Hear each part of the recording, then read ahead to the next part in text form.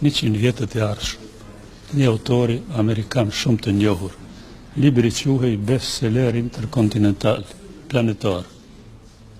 Aty flet se pos Amerikës si një superfuqi e vetme planetare, në këta 100 vjetët e ardhshëm do krijohen, do zhvillohen edhe disa fuqi, forca rajonale, siç janë Japonia, fjala vjen, siç është Turqia, siç është thot ai Meksika, dhe madje thot ai për mua jo bindshëm edhe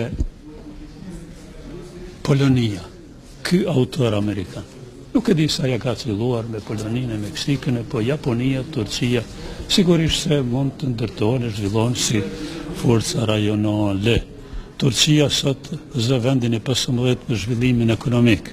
Ky autor thotë se jo larg ajo do jetë forca e 10 e zhvillimit ekonomik në botë. Unë në këtë neo-otomanizmin si ideologji, si doktrinë, si geostrategji nuk besoj.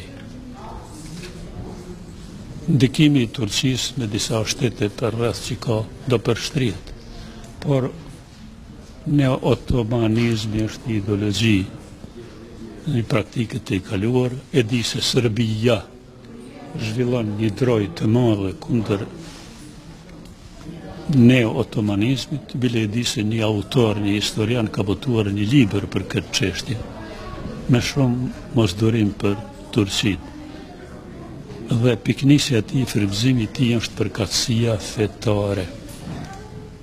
Unë mendoj se shqiptarët nuk kanë kur farë droje dhe kur farë rreziku për i Turqisë, përkundrazi marrëdhëniet e Shqipërisë dhe të Kosovës janë shumë të mira, dhe këto marrëdhëniet e Shqipërisë me Turqinë dhe të Kosovës me Turqinë i nxit, i përkra, i frymëzon, i pranojnë edhe Shtetet e Bashkuara të Amerikës. Pra, për marrëdhëniet e Shqipërisë e të Kosovës me Turqinë, në asnjë rast nuk duhet të flasim me gjuhën e Serbisë dhe të serbëve.